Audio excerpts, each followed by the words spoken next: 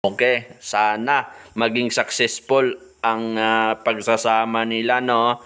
'Di ba? Para hindi naman sayang yung gastos. Char lang. Alright, sa araw pa to mga kaibigan. Okay, welcome back. This is Kuya Mark, your Mark Versus Vlog. Ayan po, nandito po ako sa bahay. Ayan, ang nakikita nyo na po, madaming tao.